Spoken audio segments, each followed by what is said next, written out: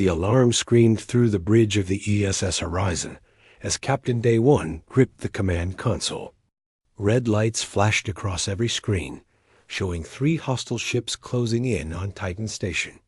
His jaw tightened as he watched the mining colony's desperate distress signal pulse through the void.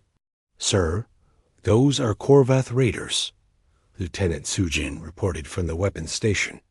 Her fingers moved across the controls, bringing up the tactical display. "They're tearing through the station's outer ring. Civilian casualties are already in the hundreds." Day One felt the familiar burn of frustration in his chest. The same frustration he felt every single day serving in Earth's so-called defense force. "Charge weapons and prepare to engage." Sujin's hands froze over the controls. She turned to face him, and he could see the conflict in her eyes. "Sir, the limitation protocols. If we fire anything beyond warning shots, the system will automatically shut down our weapons grid for 72 hours. He slammed his fist against the console. 70 years. 70 years since humanity joined the Galactic Council, and they still treated humans like children who couldn't be trusted with real weapons. The limitation protocols sat like chains on every human ship, every defense platform, every weapon system across all of Earth's colonies. "Get us in closer," Day One ordered. "If we can't shoot them, maybe we can scare them off." But the Korvath knew the rules as well as anyone. They knew human ships were crippled by Council restrictions. The raiders ignored the horizon completely and continued their assault on the station. Day One watched helplessly as another section of Titan Station exploded, venting atmosphere and bodies into space. 15 minutes later, the raiders left with their stolen cargo. Behind them, Titan Station burned. 347 people dead. Day One filed his report, knowing it would change nothing. 3,000 kilometers above Earth, Ambassador Ji Woo stood in the council chamber, a massive dome that housed representatives from 43 species. The architecture was designed to make smaller species feel insignificant. It worked. She felt tiny beneath the towering ceiling as holographic displays showed the aftermath of the Titan Station attack. "Honored council members," Ji Woo began, keeping her voice steady despite the anger burning inside her. "This is the 9th attack on human colonies in 6 months. We request permission to upgrade our defensive capabilities and increase patrol fleet strength." Overseer Velther rose from his seat. His reptilian features twisted in what might have been contempt. His species had ruled the council for 3 centuries. "Ambassador, humanity's request is denied. The limitation protocols exist for good reason. Your species has demonstrated aggressive tendencies throughout its history." "Our history?" Ji Woo felt her composure crack. "We've been model citizens of this council for 7 decades. Meanwhile, the Korvath raid our colonies with impunity, and you do nothing." "The Korvath situation is an internal security matter," another council member interjected. "Not appropriate for council intervention." Ji Woo wanted to scream. Internal security matter. That was their answer for everything. Human colonies burned, and the council called it internal security. "And allow us to defend ourselves." Velther's eyes narrowed. "The protocols are non-negotiable. This discussion is closed." She returned to Earth that night feeling defeated. In 70 years of diplomacy, nothing had changed. The council would never see humans as equals. In a hidden laboratory beneath the surface of Mars, Dr. Hanna stared at the code streaming across her screens. For 3 years, she had been reverse engineering Galactic Council technology, trying to understand the limitation protocols that crippled humanity. What she found made her blood run cold. The protocols weren't just limitations. They were active sabotage. Hidden within the code were subroutines that deliberately corrupted human weapon systems, slowed their ships, and created random failures in critical systems. But that wasn't the worst part. The worst part was the kill switch. A single command from the Council could shut down every human ship, every defense station, every weapon simultaneously. They hadn't just limited humanity. They had built a leash, and they could pull it whenever they wanted. Hana copied the data onto a secure drive. This information needed to reach the right people, people who would know what to do with it. She sent an encrypted message to a contact she had never met in person. Someone who worked in the shadows of human society, someone called the broker. Her message was simple. I have proof. The Council has been crippling us deliberately. What do we do? The response came 6 hours later. We fight back. On New Sol Colony, a thriving settlement on a planet 40 light years from Earth. Governor Taeyang was having dinner with his wife and 2 children when the attack began. The first explosion shook their home, shattering windows and throwing his daughter to the floor. Get to the shelter, he shouted, pulling his family toward the basement entrance. Outside, the night sky lit up with weapons fire. Korvath ships descended through the atmosphere like falling stars. The colony's defense grid tried to respond, but the limitation protocols kicked in. Automated systems shut down the moment they attempted to fire anything beyond minimal force. The Korvath ships tore through the colony without resistance. Taeyang got his wife and son to the shelter. He was going back for his daughter when the second wave hit. The explosion took the entire residential sector. He felt the heat wash over him as he was thrown backwards. When he opened his eyes, his home was gone. His daughter was gone. The attack lasted 40 minutes. When it ended, New Sol Colony had lost over 2,000 people. Governor Taeyang knelt in the ashes of his home, tears streaming down his face, and something inside him broke. He sent a message directly to the Galactic Council, broadcast across every channel. His face appeared on screens throughout known space, covered in ash and blood. You did this, he said quietly.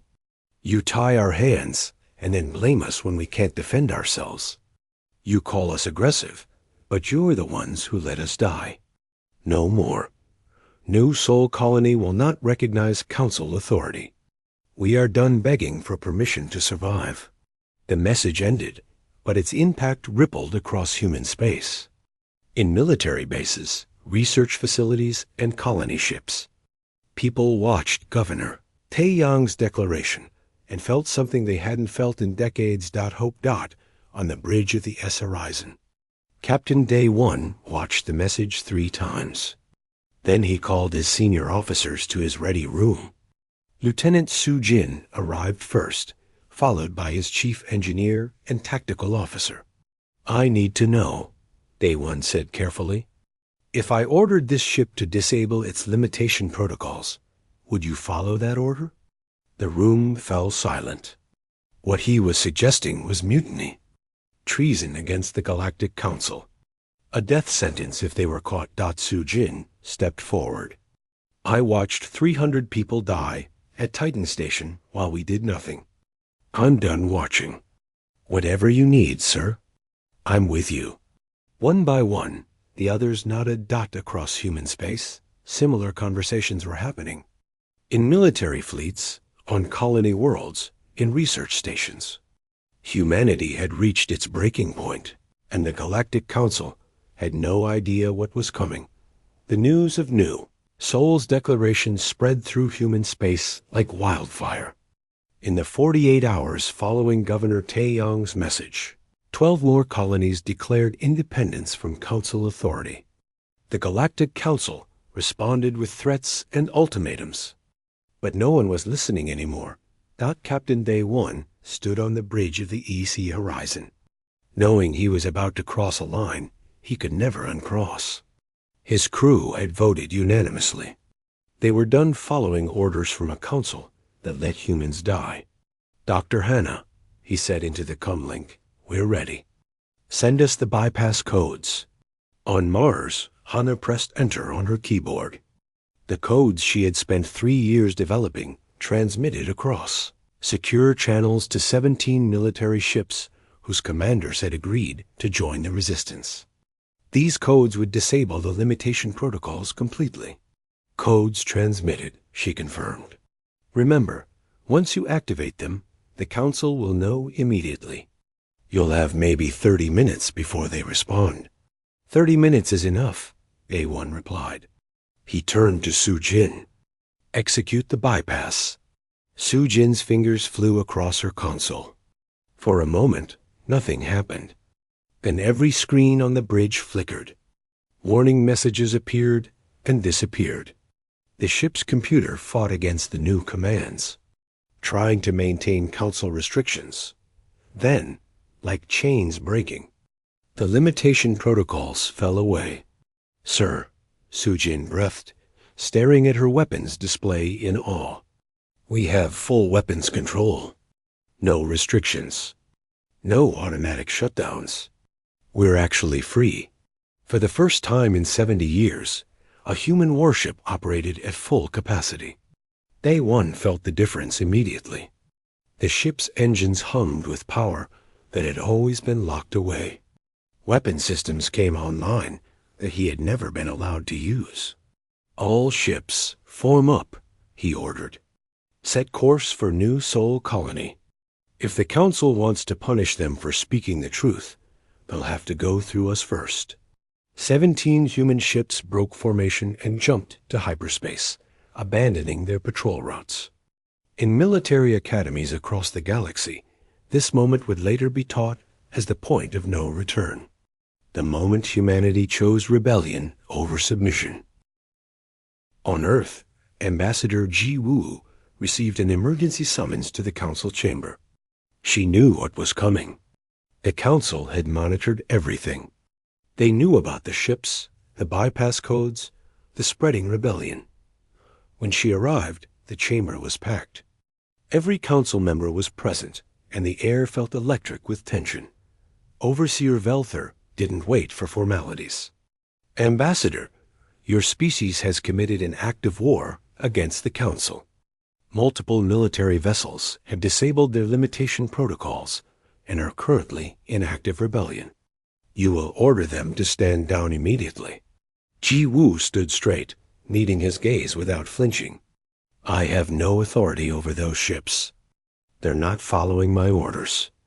They're following their conscience. Then you are complicit in this treason, Velther hissed. The Council demands immediate surrender of all rebel forces. You have 72 hours to comply. And if we don't?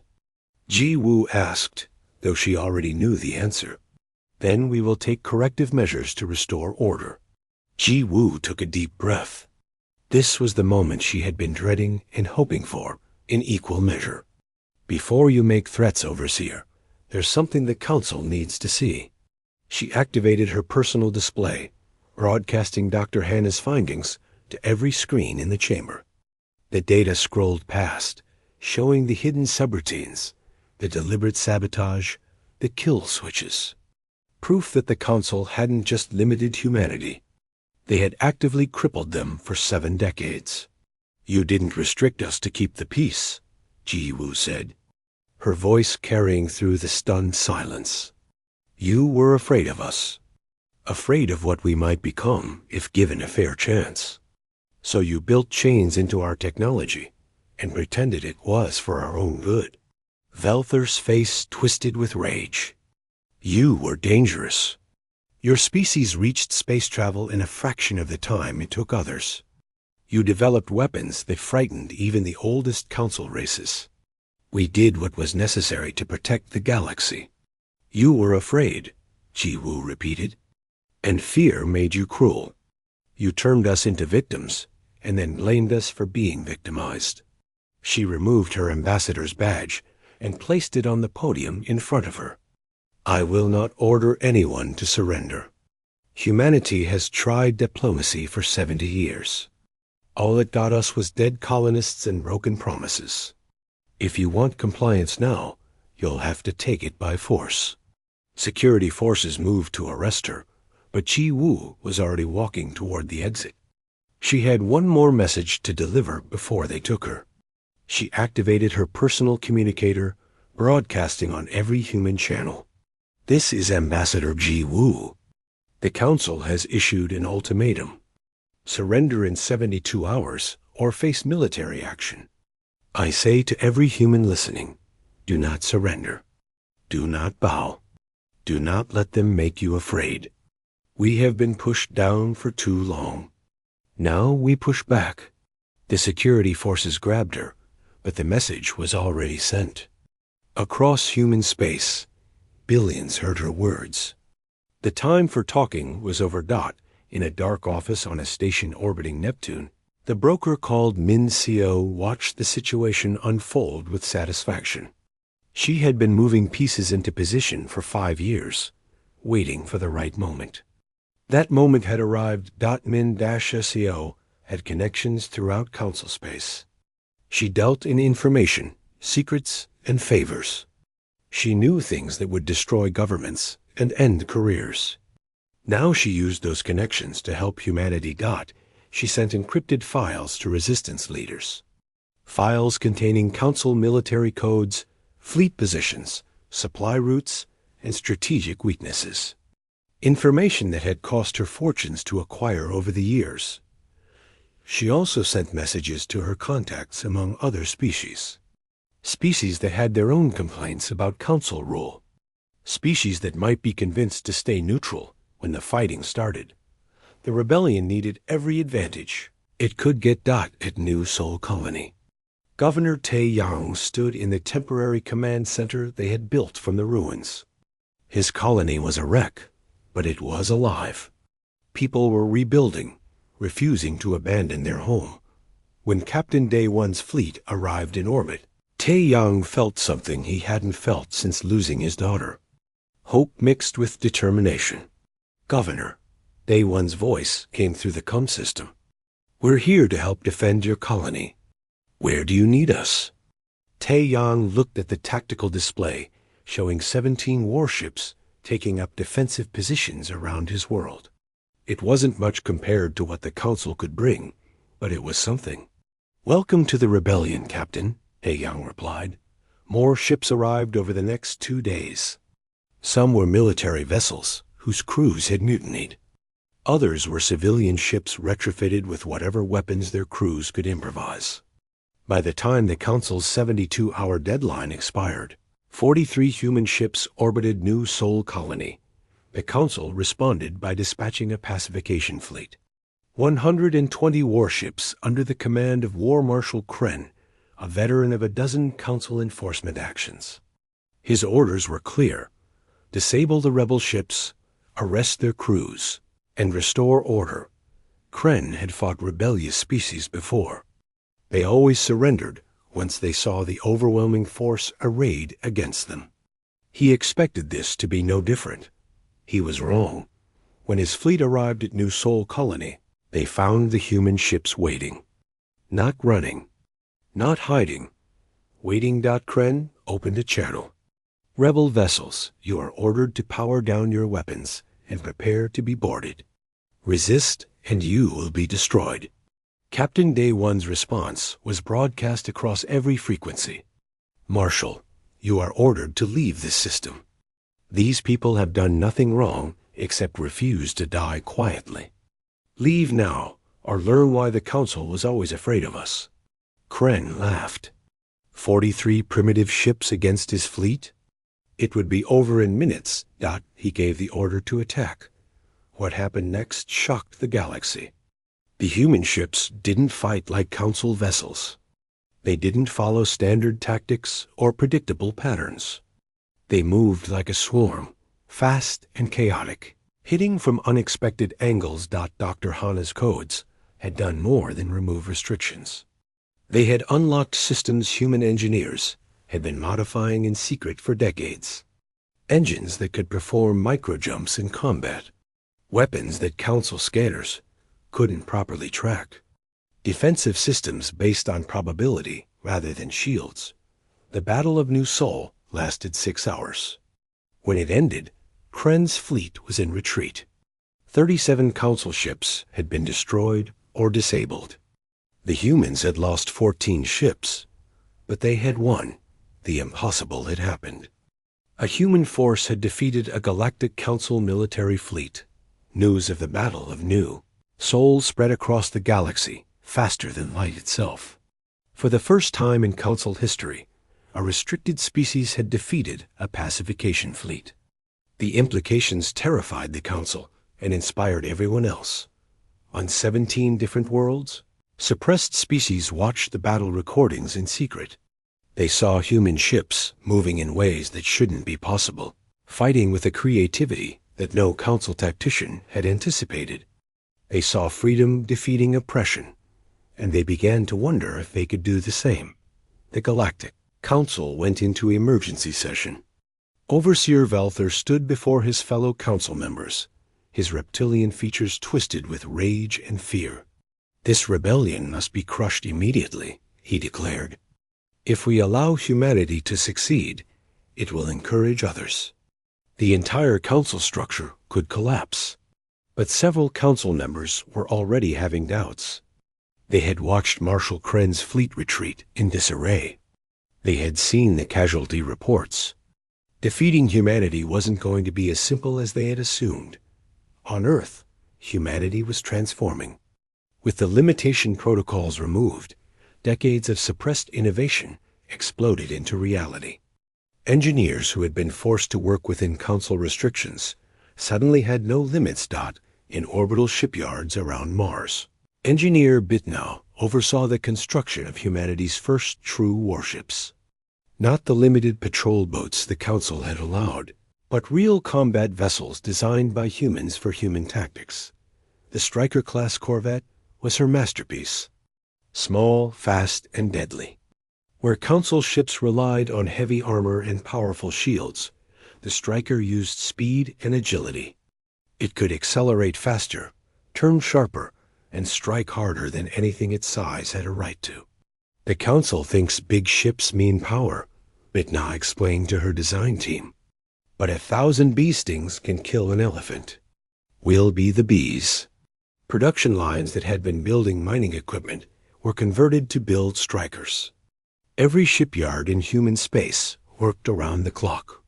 Within 3 weeks, the first squadron of 20 Strikers launched from Mars orbit. Admiral Jae Sung took command of humanity's growing military forces. He had spent 30 years teaching at the Council Military Academy before retiring to Earth. He knew Council tactics better than anyone, knew their strengths and weaknesses. More importantly, he understood something the Council had never grasped. Human warfare wasn't about following rules. It was about breaking them. He gathered his senior commanders in a secure facility on Luna. Captain Day 1 was there, along with dozens of other officers who had joined the rebellion. Maps of Council space covered the walls, marked with fleet positions and strategic targets. "The Council expects us to defend our colonies and wait for them to attack," Jae-sung said. "We're not going to do that. We're going to take the fight to them." He pointed to the asteroid belt between Mars and Jupiter. "The Council is assembling a second pacification fleet here. 500 ships. They plan to crush us with overwhelming numbers." 500? One commander asked nervously. "Admiral, we have maybe 200 ships total, and most of those are converted civilian vessels." "Which is exactly why we're going to attack them first," Jae-sung replied with a smile. "Before they're ready, before they expect it. We'll use the belt itself as a weapon." The plan was insane. Everyone in the room knew it. That's why it might actually work.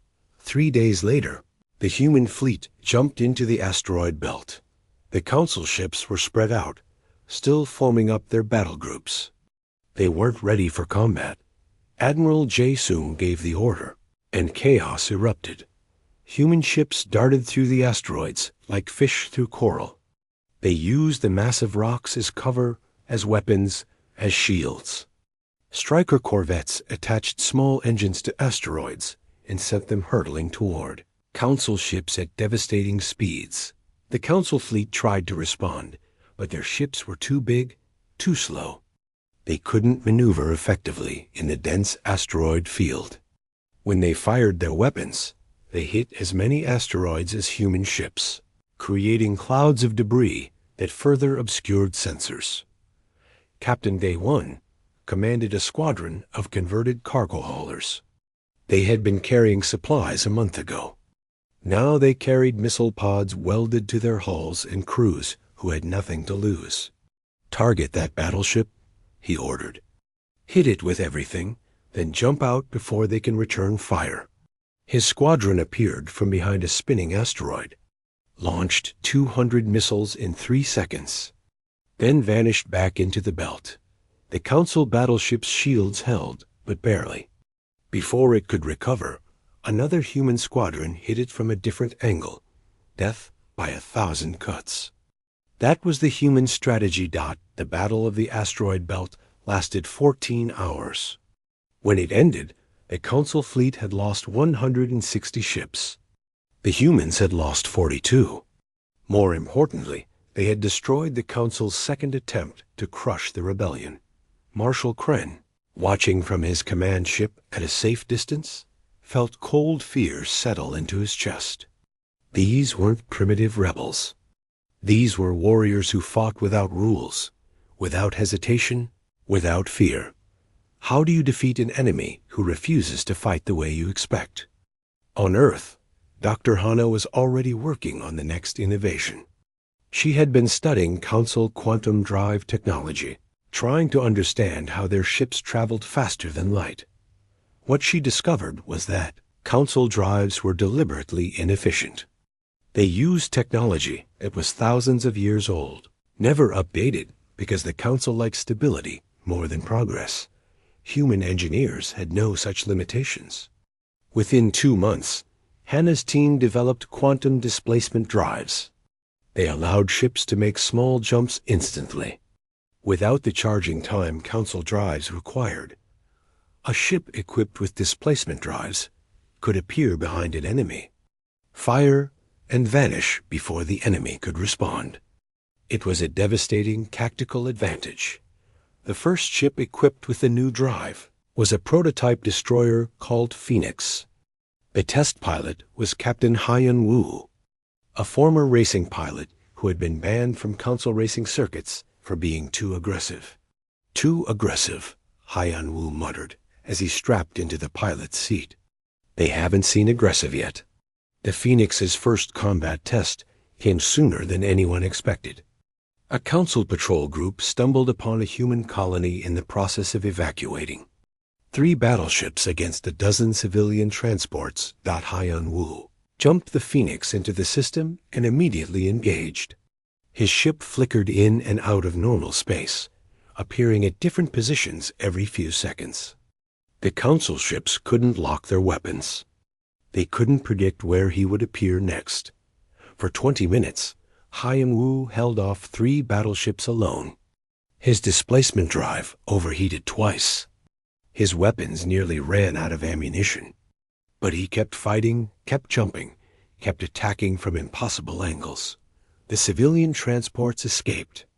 Haiyan Wu jumped out right before his drive failed completely. When he returned to base, engineers found his ship had taken over 300 hits. The displacement drive had saved his life 50 times in 20 minutes. The Phoenix became legendary. More importantly, displacement drives went into immediate mass production. While humanity's military strength grew, Ambassador Ji Wu worked from a hidden base on a remote moon. The Council had declared her a traitor, but she wasn't done fighting. She opened secret communication channels with other species. Not the Council members, but the species under Council control, the ones who lived with their own versions of the limitation protocols. Her message was simple: you don't have to live like this. Look at what humanity accomplished. Look at what you could accomplish. Responses came slowly at first, then faster. Species that had been suppressed for centuries suddenly saw hope. They didn't join the fight openly, not yet, but they started preparing, building secret shipyards, developing forbidden technology, planning. The Council noticed these stirrings of rebellion and grew more desperate. They assembled a third fleet, larger than the previous two combined. 1,000 ships under the command of their best admirals. This time, they wouldn't hold back. This time, they would show the galaxy what happened to species that defied the Council. But humanity was ready. Admiral Jae-sung looked at the intelligence reports, showing the massive fleet gathering, and smiled coldly. "Let them come," he said. "We'll show them why they were right to fear us." In shipyards across human space, the final preparations were made. Striker corvettes flew in formation with displacement drive destroyers. Engineers installed new weapons based on theories that Council scientists had dismissed as impossible. Civilian volunteers trained alongside military veterans. Humanity had spent 70 years being held down, restricted, limited. Now those chains were broken, and they were showing the galaxy what humans could accomplish when given freedom. The Council was about to learn a hard lesson. You can suppress innovation for a while. You can hold down a species for decades. But pressure builds. And when it finally releases, the explosion is devastating. The galaxy held its breath, waiting for the next battle. Waiting to see if humanity's impossible victories were luck or something more. The war entered its second year, and nothing was going according to the Council's plans. Every battle revealed new human tactics, new weapons, new ways of fighting that no Council strategist had anticipated. What should have been a quick suppression had become a grinding conflict with no end in sight. Marshal Kren stood at his command center, staring at star maps that showed Council losses in red. Too much red. Far too much red. His staff officers moved quietly around him, afraid to speak. "How?" he asked quietly. "How are they doing this?" His intelligence officer stepped forward nervously. "Sir, our analysts believe humans are innovating faster than we can adapt. Every time we develop a counter to one of their tactics, they've already moved on to something new." Kren slammed his fist on the console. "They're primitives. We've had interstellar civilization for 10,000 years.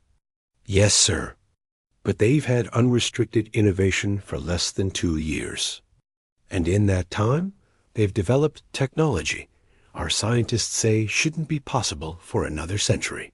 That was the problem, Kren realized.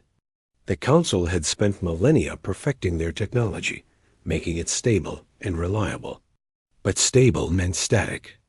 Reliable meant predictable. The Council had stopped innovating centuries ago. Humanity hadn't. Every week brought new weapons, new ship designs, new tactics. The Council was fighting an enemy that evolved faster than they could respond. On a hidden station in the Kuiper Belt, Commander Yuna led humanity's cyber warfare division. She had been a systems architect for a Council tech company before the war. She knew their networks better than they did. Her team launched digital attacks daily. They hacked communications, spreading propaganda. They accessed fleet databases, stealing tactical plans. They corrupted supply systems, sending Council ships to wrong coordinates. But their most effective weapon was information. Yuna's team broadcast the truth about Council suppression across every network they could access. Other species saw recordings of Council forces bombarding human colonies. They saw proof of the limitation protocols. They saw how the Council maintained power through fear and control. Public opinion in Council space began to shift. Not dramatically, not all at once. But slowly, species that had been neutral started questioning Council authority. Some began demanding their own limitations be removed. The Council's greatest fear was coming true. The rebellion was spreading. Governor Taeyang had transformed New Seoul Colony into a fortress. The ruins had been rebuilt, stronger than before. Defense platforms orbited the planet. Fighter squadrons patrolled constantly. His colony had become a symbol of human resistance. He stood in his office, looking at a photo of his daughter. She smiled back at him from the picture, frozen in a moment of happiness before the Korvath attack took her away. "I'm doing this for you," he whispered. For all the children who deserve to grow up free. A message appeared on his screen. The broker, Mean CO, had sent new intelligence. A council supply depot location, lightly defended. The kind of target that could hurt the council war efforts significantly. Ta Zhang forwarded the information to Admiral Jae-sung. Within hours, a raid was being planned. The raid on the council supply depot became a masterclass in human tactics. A strike force of 30 ships, led by Captain Day 1, jumped into the system at 3 different points. The council defenders expected a frontal assault. Instead, the human ships ignored the depot entirely and attacked the defensive platforms within minutes. The platforms were destroyed. Then the human ships did something unexpected. They didn't destroy the depot. They captured it. Boarding teams secured the facility, while engineers worked frantically to bypass council security. They downloaded every byte of data in the facility's computers. Fleet movements, supply routes, diplomatic communications. Everything. Then they loaded their ships with weapons and supplies. By the time council reinforcements arrived, the human ships were gone, and the depot was empty. The intelligence gathered from that raid revealed something shocking. Internal council documents showed growing dissent among member species. Several wanted to open negotiations with humanity. Others were quietly building military forces beyond their authorized limits. The council wasn't as unified as they pretended. Ambassador Ji Woo used this information carefully. She reached out to specific council members privately, offering them a choice. Continue supporting a war they couldn't win, or help build something better. One member responded. Councillor Sevrek, from a species that had been suppressed until they proved themselves civilized, enough for council membership. He had never forgotten how it felt to be looked down upon. What you're doing is dangerous, Sevrek told Ji Woo through an encrypted channel. But someone needs to stand up to the council's hypocrisy. I can't help you openly, but I can delay certain military authorizations. I can spread doubt among other members. That's all we need, Ji Woo replied. Time to show the galaxy there's another way. But not everyone in the council wanted peace. Overseer Velther grew more desperate as the war dragged on. He convinced hardline members to authorize extreme measures. The order was given to bombard human colonies from orbit. Not military targets. Civilian populations. A message to humanity. Surrender or watch your people die. The first orbital bombardment hit a small mining colony on an asteroid. 3,000 people lived there. After the bombardment, 0 people lived there. Images of the attack spread across every network in known space. Humans watched in horror and rage. But so did other species. They saw the Council, the supposed guardians of galactic peace, committing genocide. The propaganda value was devastating. Species that had been neutral announced they would no longer support Council military actions. Trade partners began canceling contracts. Internal protests erupted on several Council worlds. Councillor Sevrok stood before the Council and denounced the attack. We have become the monsters we claimed to be protecting the galaxy from. This is not justice. This is murder. He was shouted down by hardliners, but his words were broadcast everywhere. That night, he was killed in what the Council called an accident. Everyone knew it was assassination. His death became a rallying cry. 3 more Council members quietly withdrew their support for the war. 2 species began secret negotiations with humanity. The war continued, but the Council was losing more than battles. They were losing legitimacy. In human space, Dr. Hana pushed the boundaries of physics itself. She developed a shield system based on probability fields rather than energy barriers. Weapons that fired ammunition phasing in and out of normal space.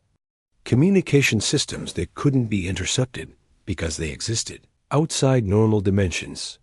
Every innovation was shared freely with all human forces. There were no classified technologies, no secret weapons kept from the troops. Everyone fighting for humanity's freedom had access to the best tools available. Captain Hyan Wu flew the newest prototype, a fighter equipped with weapons that shouldn't exist. He encountered a council squadron near Jupiter and engaged immediately. His weapons fired projectiles that existed in multiple dimensions simultaneously. Council shields couldn't stop them because the shields didn't exist in all those dimensions. His first shot went through a battleship's shields and hull like they weren't there. The battle lasted 3 minutes. 5 council ships destroyed. Hyan Wu's fighter didn't have a scratch. Marshal Kren read the battle report and felt something he hadn't felt in decades of military service. True fear, not fear of death, but fear of the unknown. How do you fight an enemy that breaks the laws of physics? The answer, he realized, was that you couldn't. Not with conventional warfare. The Council was losing because they were fighting the wrong kind of war. He sent a private message to Overseer Velther. We need to negotiate. This war is unwinnable. Velther's response was immediate and furious. Never. We will crush them or die trying. Kren looked at his star maps again, at all the red showing Council losses, at the reports of other species preparing to rebel, at the intelligence showing Council unity fracturing. Die trying. He thought, that's exactly what's going to happen. On Earth, President Nari was elected as humanity's first unified leader during wartime. She had been a teacher before the war. Now she led billions of humans in their fight for freedom. Her first act was to issue a formal statement to the galaxy. We don't want to conquer anyone. We don't want to rule over anyone. We just want to be free. The Council could end this war tomorrow by recognizing our right to exist as equals. Until they do, we will keep fighting. The message resonated across the galaxy. Humans weren't the villains. They were freedom fighters. And freedom was an idea that couldn't be killed with weapons. 3 years into the war, humanity controlled 30 star systems. They had allies among 5 other species. Their technology had advanced beyond anything the Council could match. But the cost had been terrible. Millions of humans had died.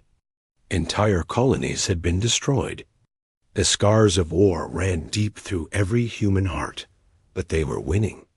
Against all odds, against impossible numbers, against an enemy that should have crushed them effortlessly. Humanity was winning, and the galaxy was watching, wondering what would come next. 3 years and 4 months into the war, the galaxy had changed in ways no one could have predicted. The Galactic Council, which had ruled for millennia, was fracturing. Humanity, which should have been crushed in weeks, controlled 42 star systems and had more ships than the Council could accurately count. President Nari stood in her office on Earth, reading reports from across human space. The war had cost them dearly. 4 million dead, 17 colonies destroyed, countless ships lost. But humanity was still standing, still fighting, still free. A message arrived on her private channel. It was from 6 species simultaneously, transmitted through Ambassador Ji Wu's secret networks. The message was simple. We're with you. The Coalition, as they called themselves, made their existence public 3 days later. 6 species that had been under Council restrictions for centuries announced they were joining humanity's fight for freedom. 3 more pledged secret support. The announcement shocked the galaxy. This wasn't just a human rebellion anymore. It was a revolution. Overseer Velther watched the Coalition's announcement with rage that burned like acid in his chest. Everything he had worked to preserve was falling apart. The Council's authority was crumbling. Other species were openly defying centuries of tradition. He called an emergency session and demanded immediate military action. We must crush this rebellion before it spreads further. Send everything we have. Destroy their shipyards, bombard their worlds, show the galaxy what happens to those who defy the Council. But when the vote came, something unprecedented happened. 10 Council members voted against military escalation. Not enough to end the war, but enough to prevent total commitment. The Council was no longer unified. Some wanted peace. Some wanted negotiation. Some simply wanted the war to end before it destroyed everything they had built. Admiral Ji-Soon received word of the coalition and immediately began planning. With 6 more species providing ships and resources, humanity's strategic position improved dramatically. But he knew the Council still had more raw military power. Victory would require something bold. "We need to hit them where it matters most," he told his senior commanders. Not their fleets, not their colonies, their symbol of power. He pointed to a star map showing Council Prime, the massive space station that served as the Council's seat of government. It had never been attacked in 10,000 years. Captain Day 1 stared at the map. "Admiral, that station has defense platforms that could each destroy a small fleet. The Council has kept their strongest forces there. It's suicide. Only if we're trying to destroy it," Jason replied with a smile. "But that's not what we're going to do." The plan he revealed was insane. Everyone in the room knew it. But after 3 years of impossible victories, insane plans had become humanity's specialty. 2 weeks later, a combined fleet of human and coalition ships jumped into the Council Prime system. 300 vessels against the most heavily defended location in known space. The Council defenders immediately moved to engage, expecting a conventional battle. What they got instead was pure chaos. Human ships with displacement drives flickered in and out of normal space, peering at random locations around the station. Coalition vessels using technologies they had developed in secret added to the confusion. The Council defenders couldn't predict where attacks would come from, but the fleet wasn't trying to destroy anything. They were making a point. Admiral J. Sung's flagship appeared directly above Council Prime, close enough that its weapons could target the station's central dome. Every Council member inside could see the human warship hovering above them like a sword. Then Admiral J. Soon broadcast a message on every frequency in the galaxy. "Members of the Galactic Council, people of all species watching this moment, we could destroy this station right now. Our weapons are charged. Our targeting systems are locked. We could end the Council's rule in minutes." Inside the Council chamber, panic erupted. Defense forces scrambled to respond, but human jamming prevented their systems from targeting properly. "But we won't," Jason continued, "because we're not here to conquer. We're not here to rule. We're here to make a simple statement. The age of suppression is over. The age of fear is over. You can either adapt to this new reality, or you can continue fighting a war you cannot win." He powered down his weapons. Every ship in the human fleet did the same. "We're leaving now. We could have destroyed you, but we chose not to. Remember that when you decide whether to continue this war." The fleet jumped out of the system, leaving the Council Prime defenders stunned and humiliated. They had been at the mercy of their enemies, and their enemies had chosen mercy. The psychological impact was devastating. The Council had been proven vulnerable. Their greatest symbol of power had been threatened and released unharmed.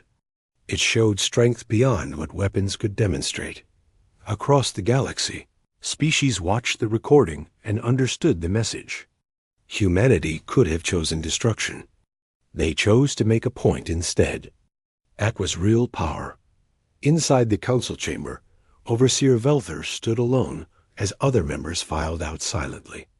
His hands shook with rage and fear.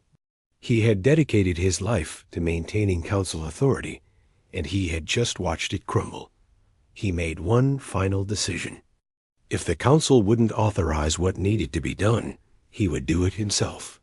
He contacted Loyalist forces and gave secret orders. Assemble a fleet.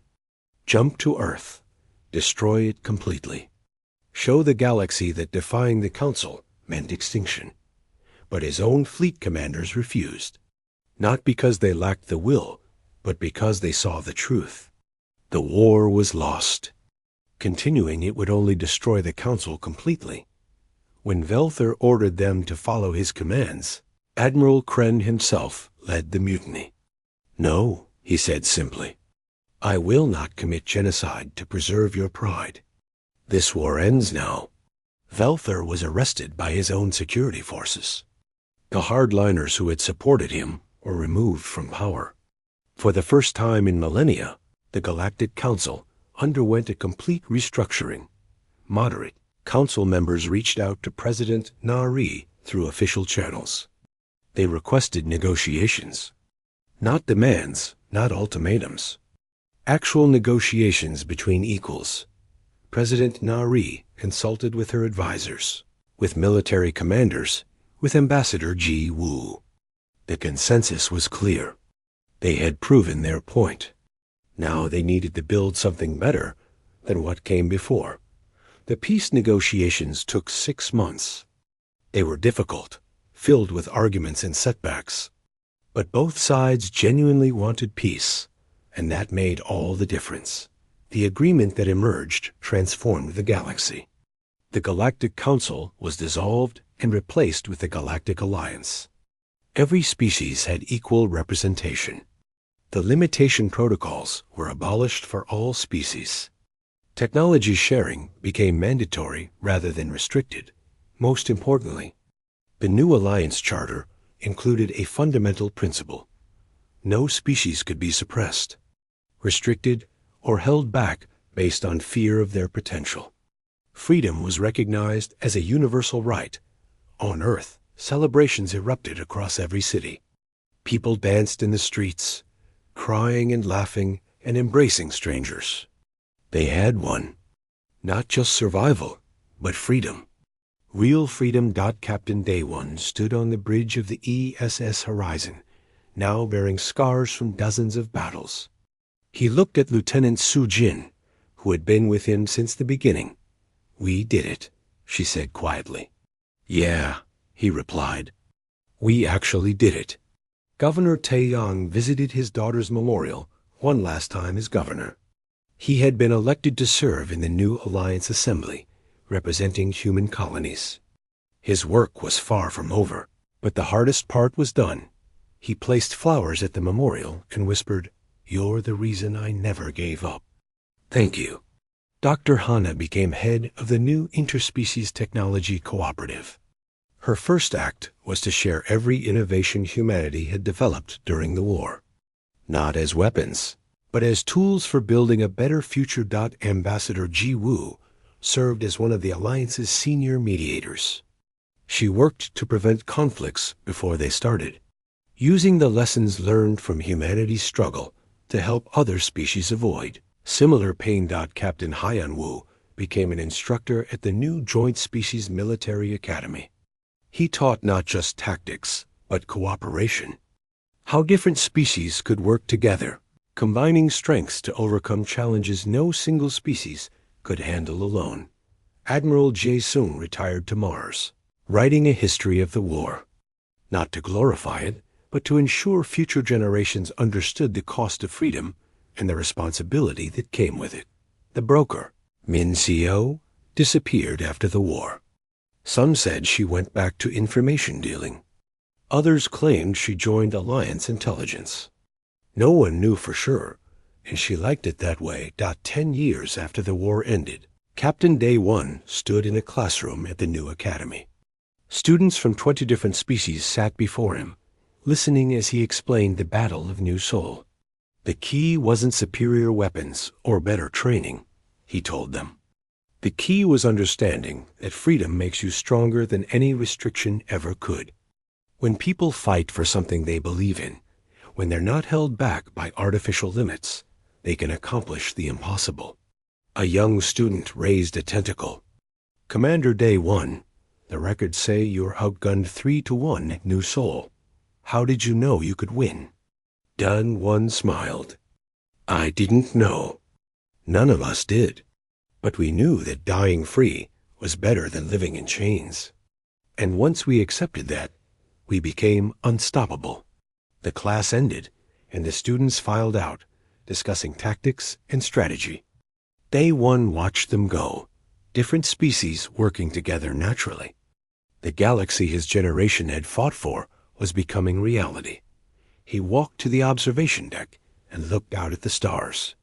Ships from dozens of species moved through space freely, no longer bound by ancient restrictions. Research stations shared discoveries openly. Trade flowed without arbitrary barriers. It wasn't perfect. There were still conflicts, still disagreements, still problems to solve. But it was better. So much better than before. A message appeared on his datapad. Signal detected from beyond known space. Unknown origin. Potentially threatening. Day one looked at the message and felt something he hadn't felt in years. The old anticipation.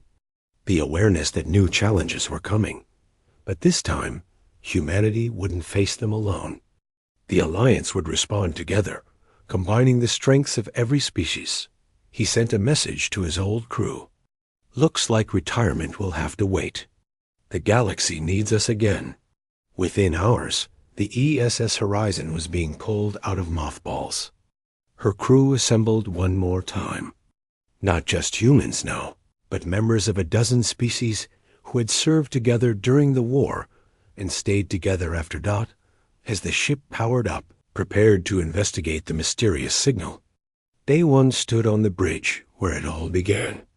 He looked at his crew, human and alien, working side by side, and smiled. Humanity had fought for freedom and won. Now they would help defend it for everyone. That was the real victory. Not defeating the Council, but creating a galaxy where all species could reach their full potential. The ESS Horizon jumped into hyperspace, heading toward the unknown. Whatever challenges awaited them, they would face them together. And together, nothing was impossible.